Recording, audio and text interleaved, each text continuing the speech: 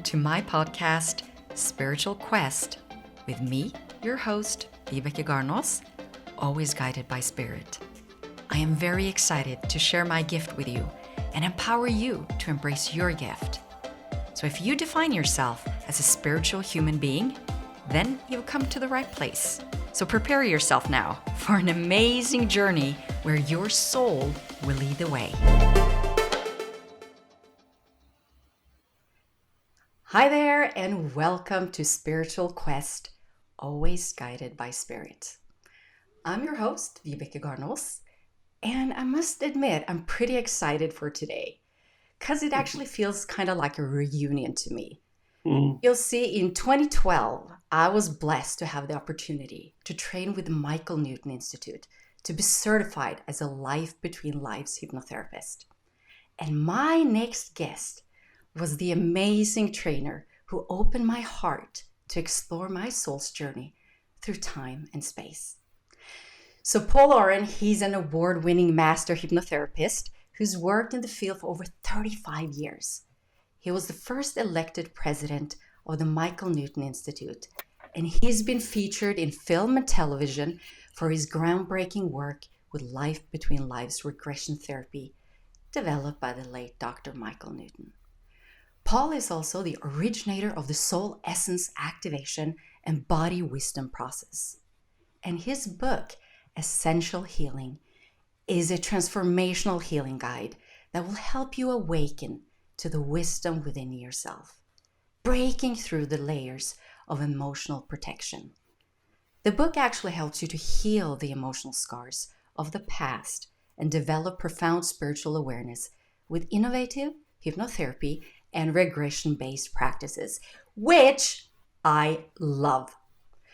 It's an honor and privilege to welcome my friend, Paul Aurand. Hey, there you are. Welcome, Paul. Thanks for having me. So beautiful the way you described me and the book. Thank you so much. You're welcome. And I must admit, I've been excited for today, Paul. It kind of feels like sometimes when people meet soul to soul, and I really do feel that we did that during the training. You were so open, and the way you saw us as training for this Life Between Lives hypnotherapy training, it was like we've met before. It was like it was divine intervention, if you wish. And I was thinking when I was going to talk to you today, why is it that some people we feel so connected with? And I thought, well, who's best to ask this question then? Ask Paul.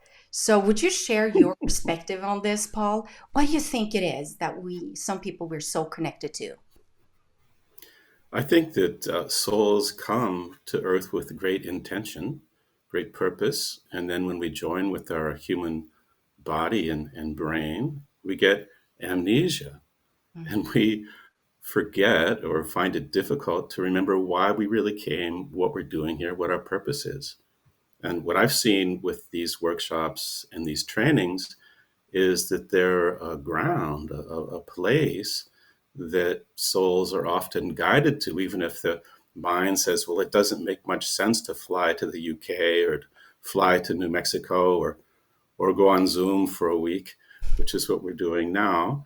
But we feel drawn in some way, even if it's not completely logical. And I believe as you spend time in the energy of each other in a more contemplative and spiritual growth energy or intention, that there are things that wake up inside of us that not only recognize that we have a common intention or theme for being here, but chances are that in a group of 20 or 30 or even 15 people, that there are some souls there that you have this very deep spiritual connection with, and that begins to wake up. We start to recognize it, not just sharing what we've come to do, but that we have some deeper connection as well. And we begin to, when you're in a safe atmosphere, you can honor that. And I mean, I hear from people all the time, boy, the average person in my life I couldn't even talk to about these things. And here I am with a group of 20 or 30 people that share the same kind of beliefs and the same kind of interests and the desire to grow and the desire to help other people with this as well. I agree with you. And you know what? I meant it when I said you were a big influence for me to open my heart, to allow my spirit to come forward and to trust in that guidance. And I know that you have an amazing story, and I would love for you to share that with the listener. Um, it's pretty remarkable, if you ask me. And maybe, I don't know, you'll explain it, but did this story that you're about to tell, I must ask you, did it change your perspective on life? Before you tell what it is, did it change you, like transform the way you looked at yourself and your human experience? Absolutely. Okay, then you Absolutely. go ahead because we would love to hear that story. Uh, the things that seemed to be important or matter after the experience didn't matter so much. And things that hadn't seemed so significant or meaningful were what really became very meaningful and significant. So, what you're referring to is the near death experience that I've had, and many have had them, and will say much the same thing. My NDE of choice was being struck by lightning. Not many make it through that, but I was lucky enough to survive it. Um, but in that being dead time, really realized there was much more to me than my physical body or my personality, because there it was laying dead in the street and I was still conscious. Once I was out of the body, I mean, it was unbelievable pain having lightning go through your body. But as soon as I was out of the body, there was no pain at all. It was a great sense of freedom, something that I would years later hear people going through a life between life regression experience describe in much the same way. This freedom from the human body and the higher perspective, the higher consciousness, the sense of being not just one individual, but being so deeply connected with everyone and with all things, actually feeling a part of all things, this complete lack of sense of separation. And separation is really one of the big themes, I think, especially after what we've been through these last couple of years, is feeling isolated and separated. And well, I guess there were a couple of things that were profoundly altering or life changing for me. One was even from young days, reading Raymond Moody, Life After Life. I think it must have been late 60s, early 70s, I think, when he wrote this. There was an idea or a concept of life after death, that something continues on, right? And the concept of reincarnation wasn't in my not very religious upbringing, but somehow it made sense to me. So it was a concept. But when your body's dead and you're still looking at it and have these other experiences and then return to it, you go, there is life after death. It's not a theory. It's not a concept. It's not a religious belief, but it's a knowing. And knowing that I'm a soul, that I have a spiritual consciousness that's housed in or in some way connected with this human body, completely alters one's perspective on, well, what's important, how you want to live, what you do with your life. And it alleviates a great amount of fear that most of us carry around death. I mean, I don't long to die. Some do after a near death experience. I don't look forward to the dying part. I think we all know that can be painful and not necessarily well planned. But the being dead part, the being out of the body, being the soul that I am, in all the light and beauty and glory that this spiritual being is an unbelievably enjoyable, expansive experience. And so knowing that I'm both, that I'm this human body that has a consciousness and awareness, a personality and ego, and that I'm a spiritual being, a soul that's come into this body to, well, primarily two things: to learn, right? Earth is a big and sometimes tough school, but I have this body to help me learn. And I've come here to accomplish something, to make some contribution. Um, and so, in being free from the limitations of the mental mind and the body, and returning home, returning to spirit, it was much easier for me then to remember why the heck I did this in the first place. Why was I living on earth? What did I come for? And gave me some guideposts, some clues, really, of how to live. Right? I got some very clear reminders, some very clear guidance from guides. Not that they stood there in some specific form, sometimes they do, but it was more of a kind of a knowing that I was being imbued with, and some very specific instructions, really, about how to live my life.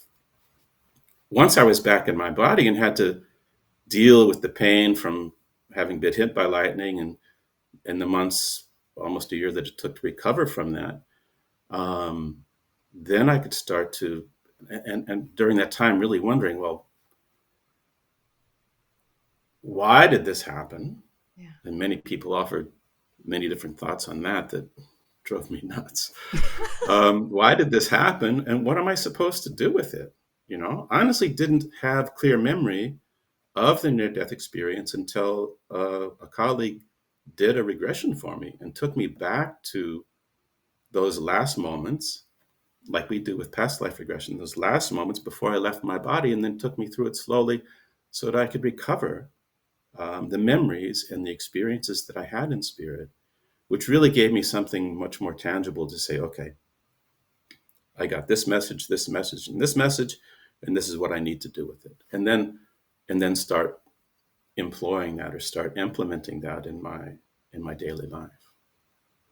Wow. I have so many questions, but I don't know where to start. But let me start with Sorry. when you So, come back and you had all these questions and you got your answers and you said, okay, so I have to go out and do this now. I have to implement it somehow. How was that for you living as a human being? I mean, you have people around you, people who were scared to lose you, that's not gone through this.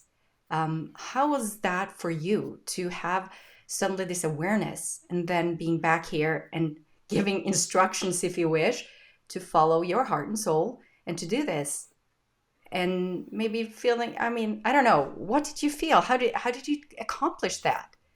yeah, it really took time to integrate. I felt like a real freak, right? And Yeah. some people, it was clear it was best not to talk with them about it. Right? Oh, I got over that in time, but I love to talk about it, and even if it confuses people or they think I'm nuts, that's I don't care. Um, but the Native Americans, some people apparently intentionally get hit by lightning as a kind of initiation. I, I really don't recommend it. Uh, but for those who are struck and survive, they call them the backwards people, right? the And back. so, yeah. So, yes, I felt very different. And not just because I was hit by lightning, but because I'd had this near death experience. And now I didn't fit society, or how people were living their lives, right? And I had to make some changes to that. I was already doing hypnotherapy, and I wasn't doing past life regression yet, but I was doing alternative healing and hypnotherapy. Mm. But one of the messages I got was, well, you have a pretty good mind, but you need to learn to listen. And not just, so I'd studied active listening and this sort of thing, and counseling skills. But they said, no, you have to listen to your heart, and you have to listen to your soul, and you have to help others do this as well. And so they said, what you're doing are the right things, but you need to put more heart and more soul into it, not do it on an intellectual level, or a kind of a methodical level. It needed to have more heart and soul in it. And so, although some of my actions were the same, the place from which I was doing it was a very different place. Right? I Mm-hmm. don't do it as a business. It is a business. I make a good living from it, but that's not why I do it. I do it out of love, and I do it out of caring, and I do it from a place of wanting to help, wanting to raise consciousness, wanting to really assist people, and wanting to grow myself. So that was one big shift for me from this experience, Mm-hmm. was the consciousness that I was doing it So when after this, I guess you used a couple of years to fulfill some of those questions, with. or to answer some of those questions. But um, when you discovered the soul, if you wish, discovered, your true essence, you speak about how, Mhm. I guess it's in your book as well, Essential Healing, that helps you to become authentic self, right? So what I'm Mhm. hearing, please correct me if I'm wrong, um, that you've started to peel your layers and to find your true nature, or your authentic self. Yeah. So what did you discover about yourself that, or did you discover something about yourself that you were surprised of? I mean, I'm surprised you, like gifts or talents or resources that you didn't even know that you had, that were packed in your soul. And when you now finally had aligned with that, something new came about. Mm. I think more than discovering gifts that I wasn't aware of, I ran into the blocks. I ran into the stuck places. I ran into the things that were limiting me and holding me back. And that was a surprise. And that was what I really set to work on resolving.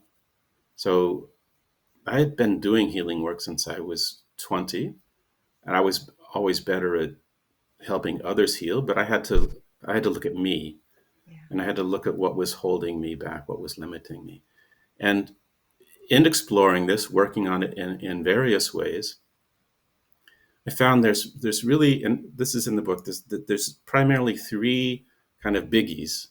One is stored emotion, right? So previous experiences that elicit a strong emotional reaction, that then those feelings are either expressed or they're suppressed, they're internalized.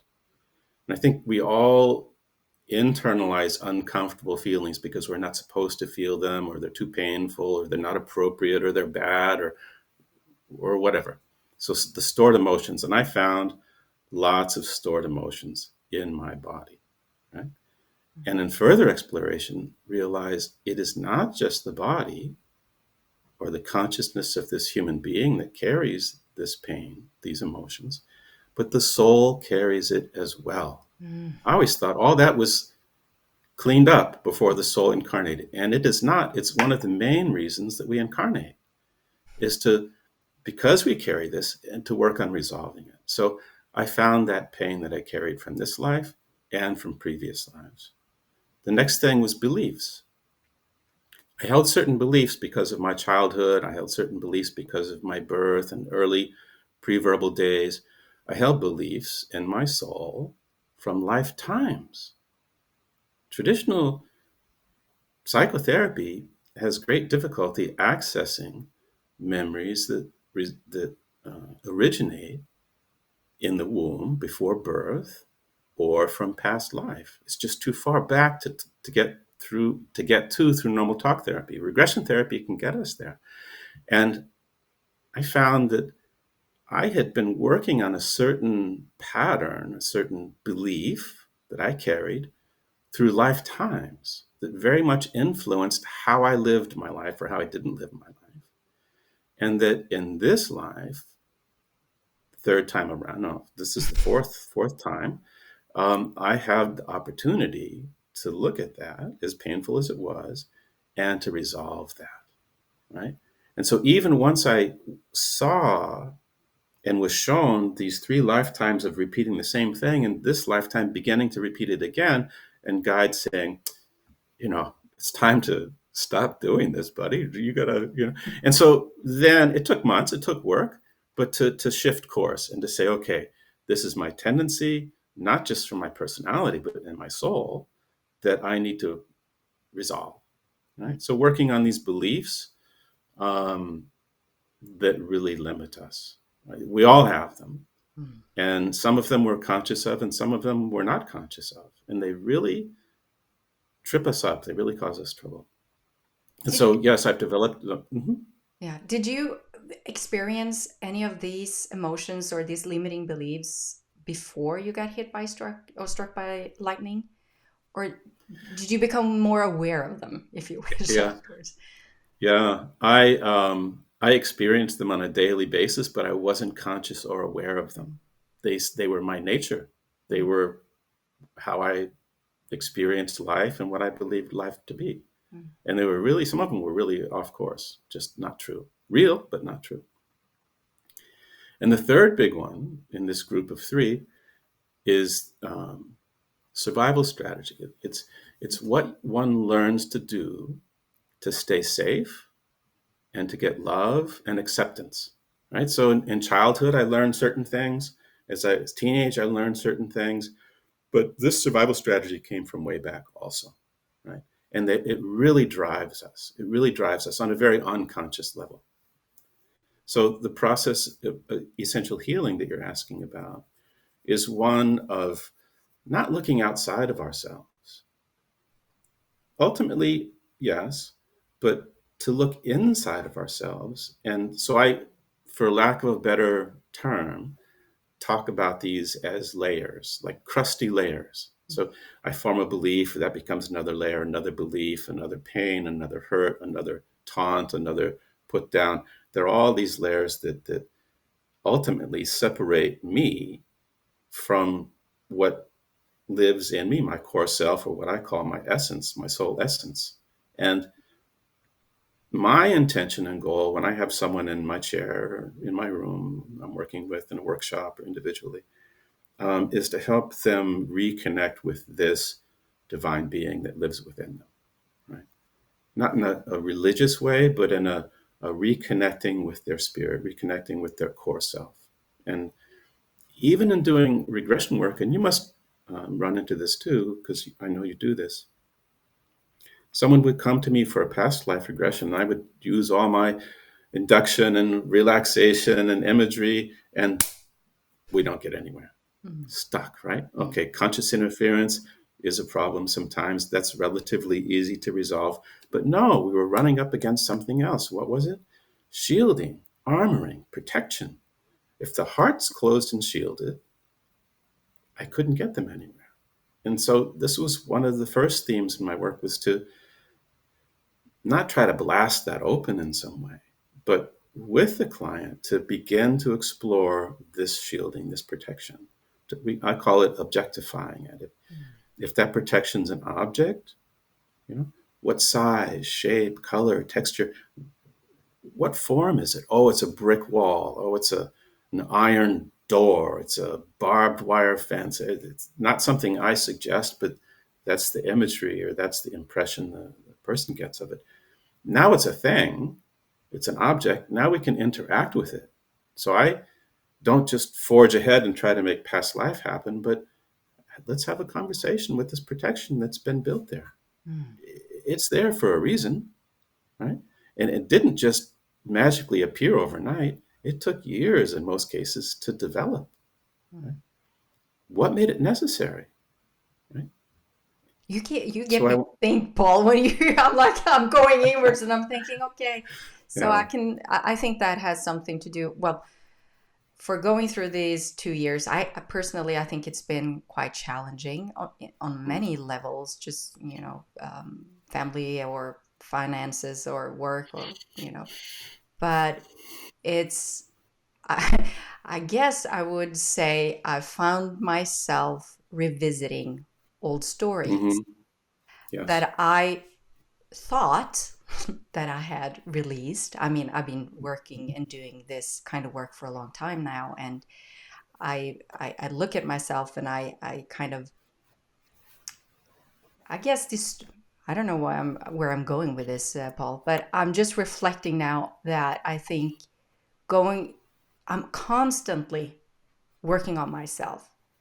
I have Hmm. more knowledge, and like you said in the beginning, we're here to learn, right? This is a school. It's a hard school, and I think being vulnerable and open and in tune and in line with and seeking inward instead of seeking outward, I find myself being guided in a more profound way and revisiting the blocks, if you wish.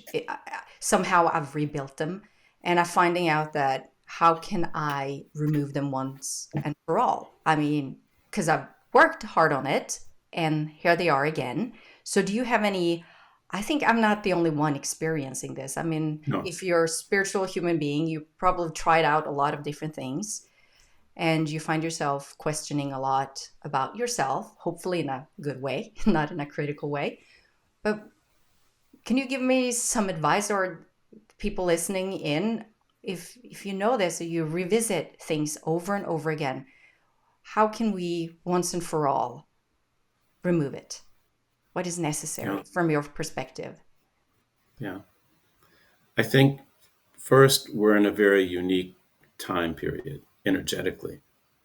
And there's a great energy for polarization and a great energy for division. And it's very easy right now to get on that bandwagon for good or for bad. And either way, it's still division and it's still polarity. I made two guided recordings recently to help refugees from the Ukraine that are going into Poland. Wow. Okay. That Mm. was something I felt I could contribute. And so we had a translator. So it would be translated into Ukrainian. And I said, well, this is something that can really benefit Russians as well. They're experiencing so much trauma around this too, right? But that was met with great resistance and anger because it's easy to get on the anger bad. Oh, they're bad, we're right, or you know. And so I don't want to contribute to that. I don't want to feed that. I think that that even and it's easy to choose a side, you know, but to find something that brings unity, that's much more difficult. But I think that's what we're being called to do. And this is true within ourselves as well. So when I train hypnotherapists, in the first part of the training, we learn or we teach parts therapy, inner conflict resolution. And so there are various parts within us, within our psyche, that are at odds. And one of them that's very common, too, well, so we have inner critic, right? You could have done that better. You could have, blah, blah, blah, blah, blah. And its intention is to have us do our best. But like, with a child, if you just criticize them, you destroy their self-esteem. You erode their self-esteem. You cause the very thing you're trying to prevent. And the inner critic does this as well. And so I'll have someone do a dialogue with the inner critic so it understands that by continually criticizing, it's actually causing the problem it's there to prevent, and have the inner critic become more of a inner advocate. Imagine if that part that says, oh, you could have done that better, said, oh, you did that well, then that feeds improvement as well. So resolving these inner critics or this inner conflict is so important. The other one that's a biggie is the protector, that part that keeps us safe. No, every time I go into a relationship, I get hurt. So no more. I'm going to leave before, that's the survival strategy. I'll leave before they leave. I won't engage. Whatever. There's some survival strategy in it, right? And the protector just says, there's too much pain. I can't let more pain happen here. Meanwhile, I'm lonely. I feel alone. I want partnership. And the protector is sabotaging and saying, no, no, no. And so I have to work with the protector to say, yes, help me stay safe, but don't drive away every person that comes anywhere near me, right? And so we need to go back to find out where that started. The protector didn't just say, "Oh, I want to mess up your life. I want to make sure that you're alone and sad." No, it wants to keep you from being hurt, but it doesn't know any other way to do it. Mm.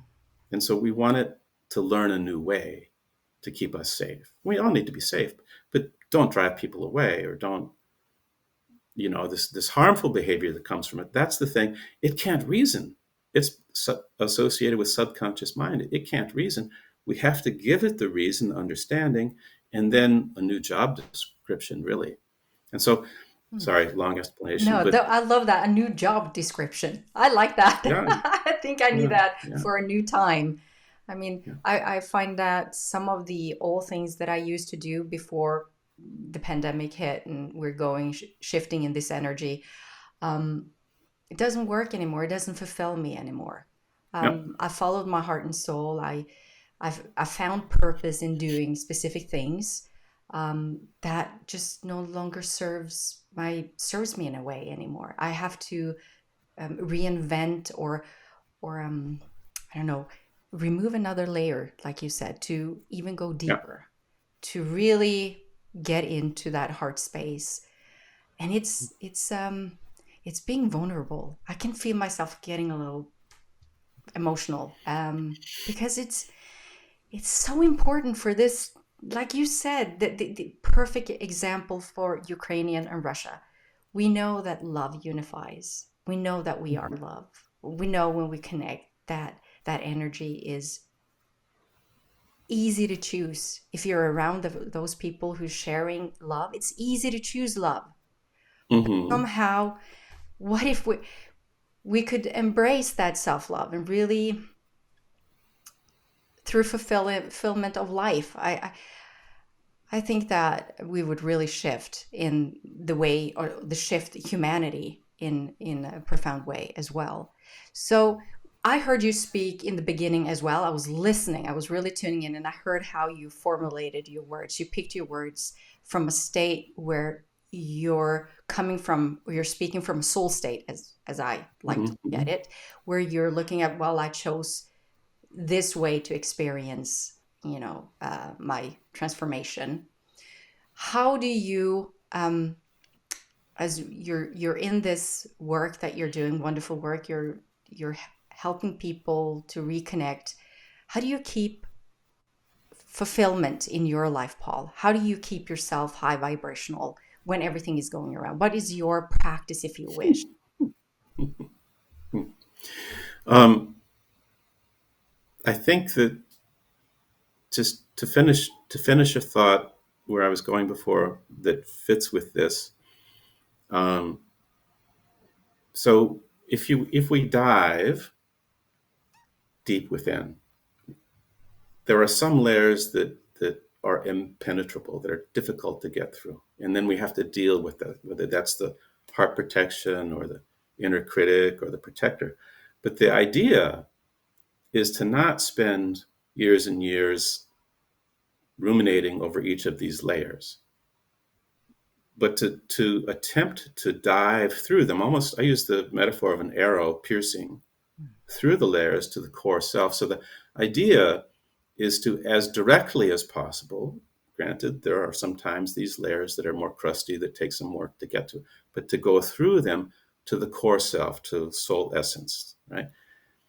When we reconnect with our soul essence, with who we really are, and begin to do two things. One is to invite it forward so it can begin to emerge from the core of our being. It will quite naturally break through those layers. It's much easier to have this emerging and breaking through so it can begin to show up in our life more. And the other piece of that is to act and speak from there more. Can I always do it? No. Having had the NDE made it easier because I knew it was there and it was much more present for me, but I couldn't stay in that state, right? And that was really what began me on this search that led me finally to Michael Newton and to the life between life work. I said, that guy figured it out. He's been doing it for thousands of people for 30 years. Let me learn how to do that too. So I did it through trauma, right? Through the lightning experience. But he found a non traumatic way to do it that's very powerful. And so I think that's the real key or theme, is to keep making that effort to reconnect internally with something that's much greater than intellect and even greater than heart. Everyone says follow your heart. Yeah, let's follow.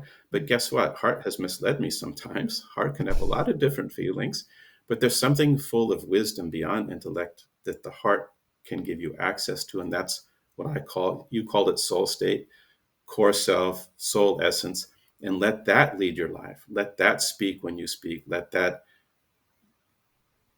take action in your life. Mm. And yeah, Yeah, I like on a that.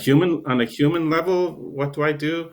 For me to be able to go swim in the ocean, for me to be able to be in nature, is one of the best ways, and of course, meditating. You know?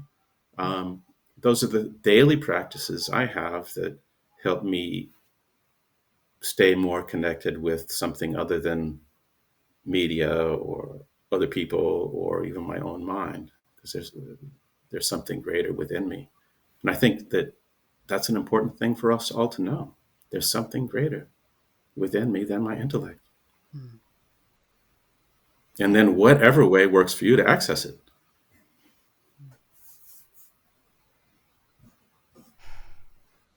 I'm just taking it all in, Paul.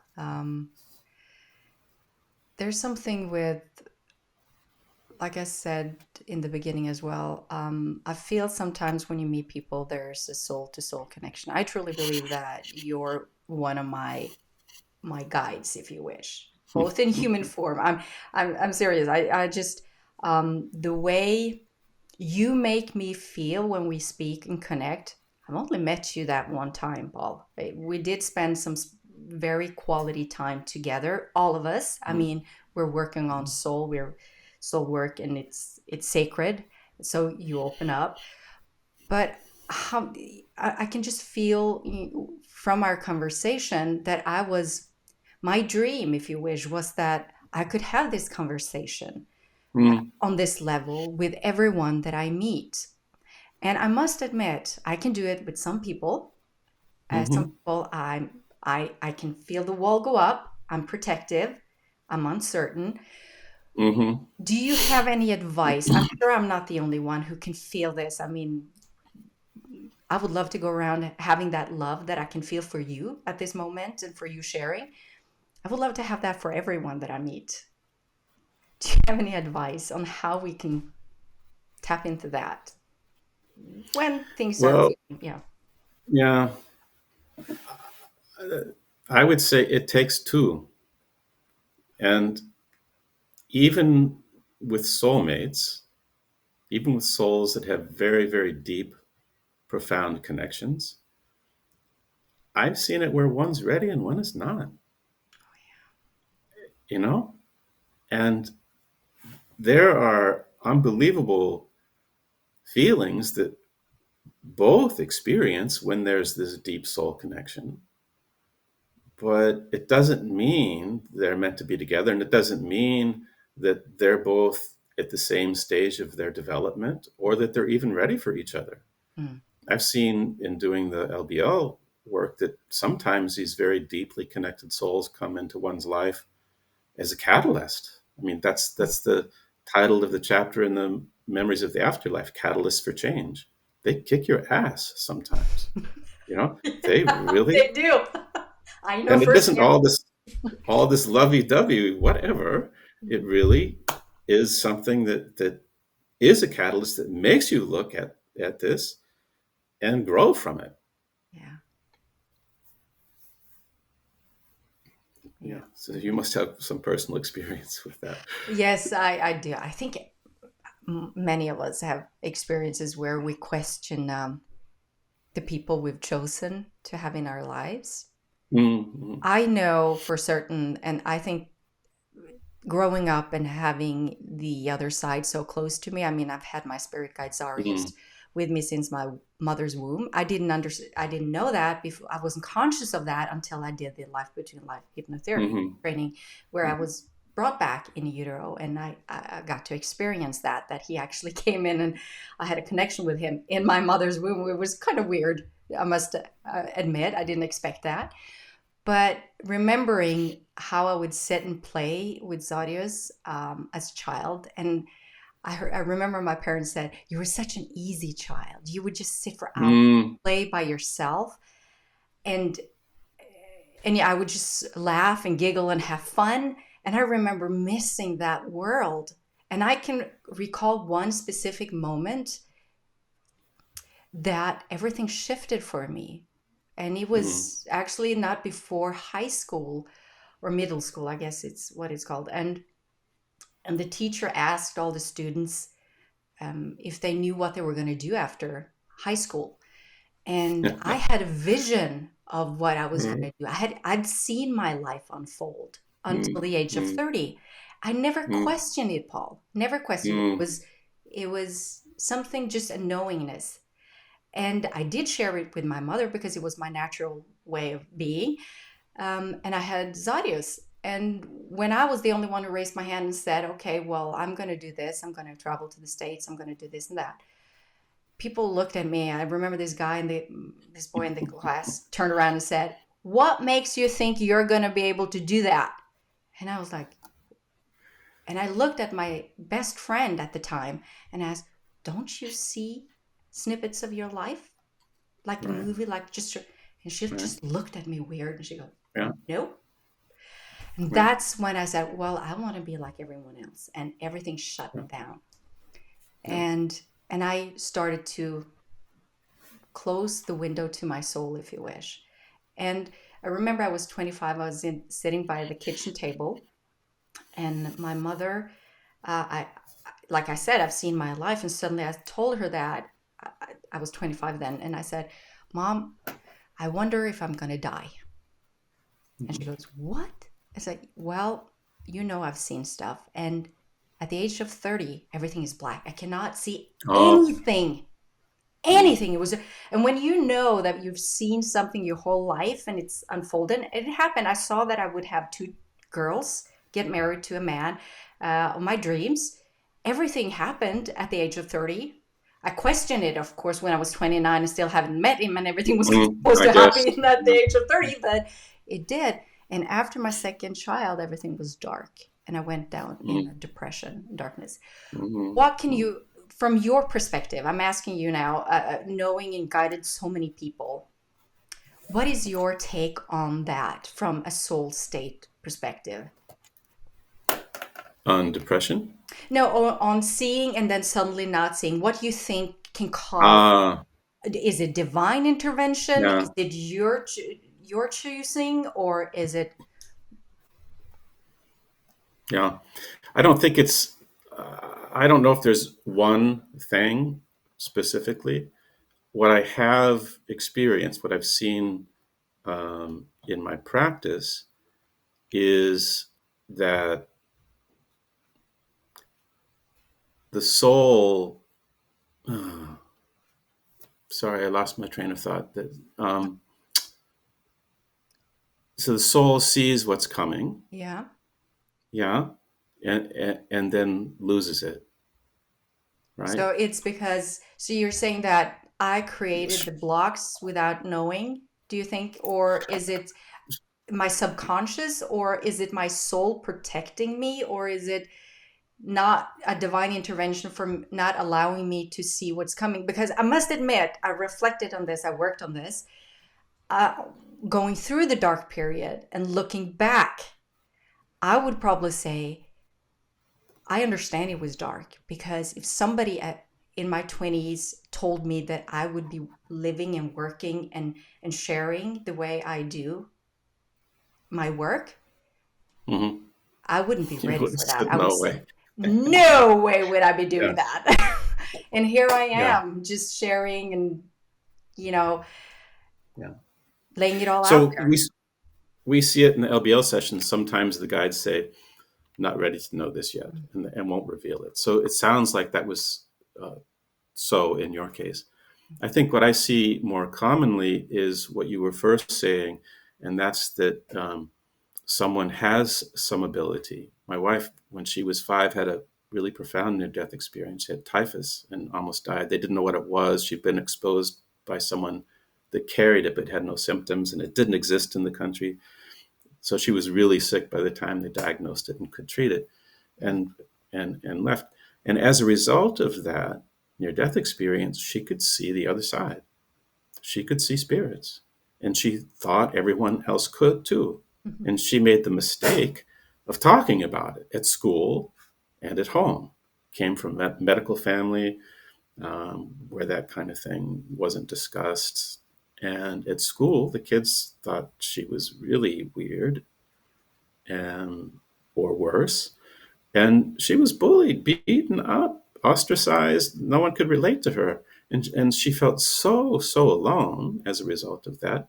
In time, as she matured, said, probably better not to talk about this and to shut it down. And some people I've had difficulty doing LBLs for are very intuitive people that had trouble fitting in and turned it down, turned it off so they could survive and get along in our day-to-day world, and then have difficulty accessing that talent, that ability of being sensitive, of being empathic, of being psychic or highly aware. And it can feel threatening to that protective self to say, "Oh, we're going to open this up and go back through that again." No. Often it's easier once you're more mature, you're grounded, you have a family, you know yourself better. Then it's safer to open that up again. But it can be really painful for someone that knows that world well. Meanwhile, everyone around them is like completely disconnected from it, so they've had to shut it down. Yeah, that's been my experience with it. Yeah, I'm so happy because I had, I guess I'm just open and thankful and grateful for the opportunity to be able to be there for my daughter when she went through the same thing. She Mm. was only 2 years old when she first she was lying in bed next to me, and she poked on me and she goes, "Mommy, mommy, why is it yellow all around you?" And I go, "Oops, here we go again." But this time it wasn't me. And I've been open and honest with my children. I've been authentic with my husband, and poor guy. Sometimes I say poor guy. He had to take a lot. I mean, he went through the darkness and the rebirth, if you Oh. wish, Mm. and Mm. not being a believer somehow. But of course, when I experience things and I share, and he sees the effects of it, like I remember the transformational moment coming home from doing the training with you, and I had Paul Williamson do the Life Between Life hypnotherapy session with me. And I remember meeting my soul mate, and we were Mm. in the soul group, and he asked the soul to step forward. And I looked and this beautiful energy came forward, and he had started to ask me questions to recognize this spirit. Mhm. And I saw my daughter, my youngest girl. And she asked, "Why is she in your life?" And I explained that we've had so many lifetimes together where we Mm. played husband and wife and brother and sister and all that. And now we decided to be mother and daughter because I needed to learn more about unconditional love, to loving Mm. myself. I thought that was amazing. And of course, I was like, wow, you know how it is. It's very vulnerable and being a mother. And I was so excited to tell my husband, of course. And he's not, you know how this goes, Paul. And then I told him in the car, and he didn't say anything. It was he picked me up at the airport. And I came home, and I remember it was Saturday, and we sat there and we were going to watch Dancing with the Stars. And she was only 5 years old, and she sat next to me in my arms. And I looked at her and I said, "Oh, you're my little angel." And she looked me dead in the eyes and she goes, "You know, mommy, I'm here to teach you about love." I'm serious. My husband fell off the couch. That actually, and I thought, wow, I'm sure I must have, I don't know, I want your perspective of this. Do you think we've decided, like we pre-planned this, and somehow that she would give me that confirmation on our soul, or that there's, or the souls live on, or that living from the soul state and remembering these things? What do you think when these things happen? I don't know if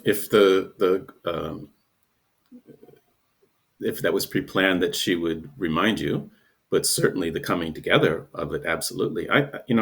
One of my themes is signs. So my mother passed recently, right?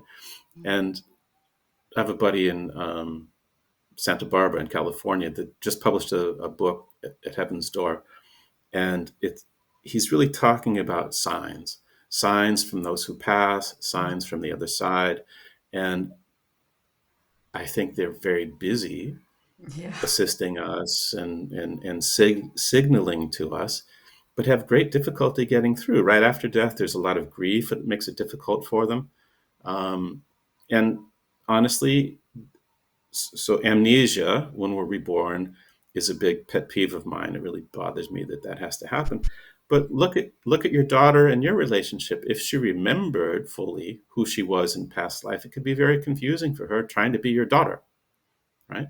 Mm. So some level of recognition is helpful, so you know why you're in each other's lives. That's beneficial.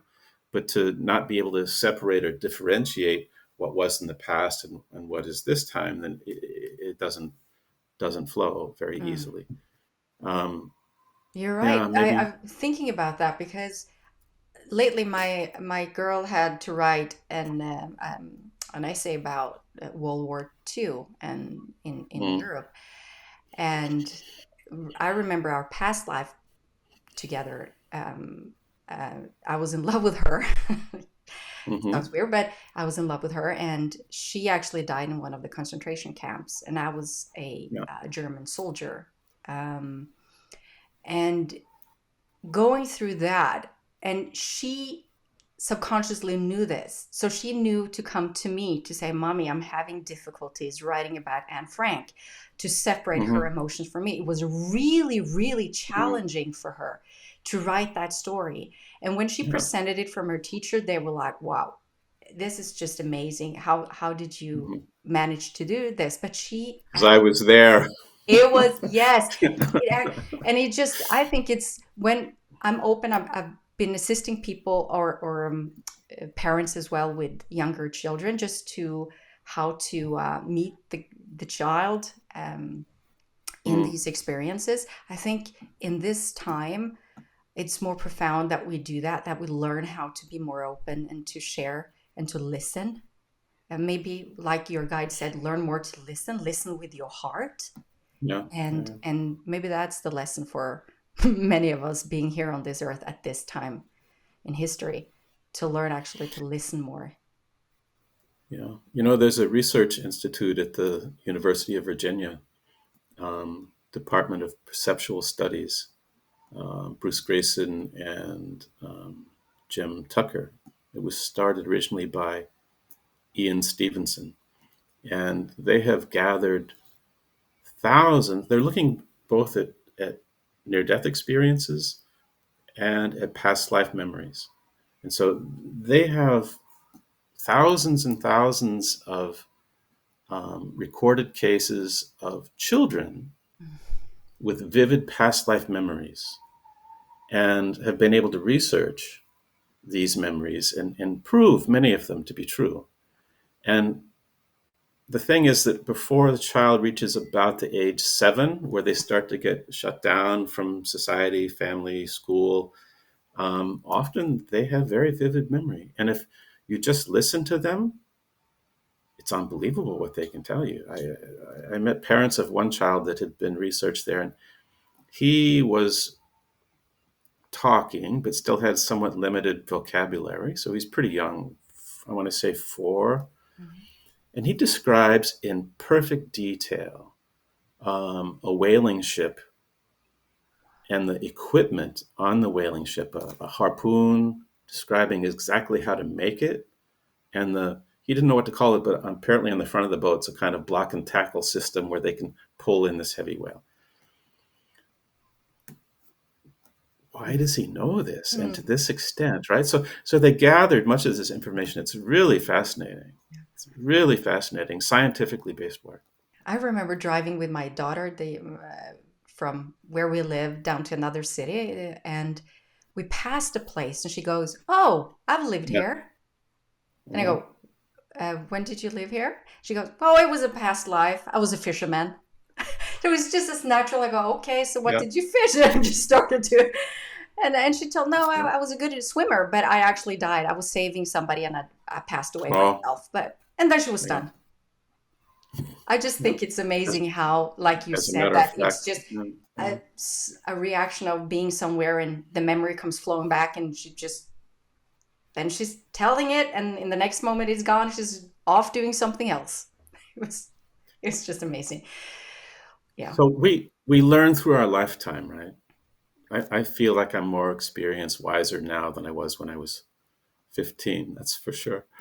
Mm. Um, but imagine having access to the wisdom that your soul carries from lifetimes of experience. It's That's what. accessible. Yeah, I It's know. That's there. yeah. That's what spiritual quest to me is all about. It's finding my path. I mean, we all have different paths, and listening and allowing my spirit to guide me, and to just be open and to whatever life gives me to Mm, learn and to just unfold, just to be here and just try new things. I think if I don't know what you think about this, but um, doing the work that you do, and I've been assisting people with as well. I mean, we see a lot of beautiful transformational stories as we mhm. experience them. We're blessed, I feel, to be able to share those Absolutely. moments. Yeah. Yeah. What would you say to people who's not experienced any of this, that looks at this and thinks this is just too much? Where do we need to go? What would we say to people like that? Mm, mm. I'd say do your best to let go of preconceptions and try it. I don't try to even explain it so much. I certainly don't try to convince people, but be open enough to try it. If someone's not, there isn't much I can do, right? But try it. And I think this is where Michael Newton was really brilliant in his development of his methodology. People write to me, I want to do life between life. I want to do past life. Michael Newton started with today. Mm. He started with childhood, Yeah. right? And so it's a process. And it's brilliant, I think. First, learn to get out of your mind. If you can't Mm. get out of your mind, you're not going anywhere. You're right. Then, I love that. It's true. then learn to open your heart. Deal with some of those feelings, right? Yeah. Then work with childhood. There's stuff in childhood. People that come from past life regression don't necessarily need past life regression. There's stuff in this life that we all need to look at, Mm. right? You're right. So if you can get past that, womb in utero. I practiced past life regression for many years, direct back to past life, a more of a Brian Weiss method. Never visiting in utero until I learned with Michael in 2001. There is so much there. This is the first glimpses into soul consciousness. This is the first easier place to remember why you came and how you feel about coming, why this body, this family.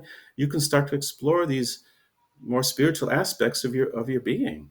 If you can remember there why you came, wow, it's a very different life then. I know that I'm here to learn compassion, love, self love, whatever it might be. Mhm. And then to go from there to past life and then into spirit, I think it's a very natural progression. Now, we know some people, some will go straight into spirit. Fine. If they do, I'll don't say no, you have to come back, pull them back. No, but I think that if it's too much of a stretch to say, can there really be a spirit world? Am I really a soul? Then start here. Mm. Start with those beliefs, those emotions, those survival strategies that are really limiting you. Start resolving that. Get your heart more open. You'll be a more whole human being.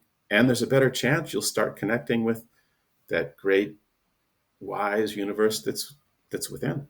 Mm. Thank you so much, Paul. This has been an Very welcome. amazing conversation, and I feel blessed to be able to share this time with you. And Thank you. Thank you. yeah, and I just want to say for the people watching or listening, um, if they want to connect with you, I will make sure that the link to your website and to your book, Essential Healing, is in the episode summary. So, Great. Thank yeah, so whatever, and I know you still do personal sessions, Paul, or you. Yeah. yeah. Hmm. So Personal anyone, sessions and trainings. Hmm. yeah. And you do have workshops and so forth as Yeah. well. So people who want to be trained by the Newton Institute will probably maybe be trained by you or still or no? Most of them. Yeah, yeah, perfect. So thank you so much for being here, Paul, and thank you so much for you who's listening or watching this. And don't forget to join the conversation by signing up for the Spiritual Quest podcast news flash, where you'll have the opportunity to submit questions for my guests and join live events to receive guidance from Spirit. Once again, thank you so much and have a blessed day. Thank you for doing this. You make it really easy. Thank you.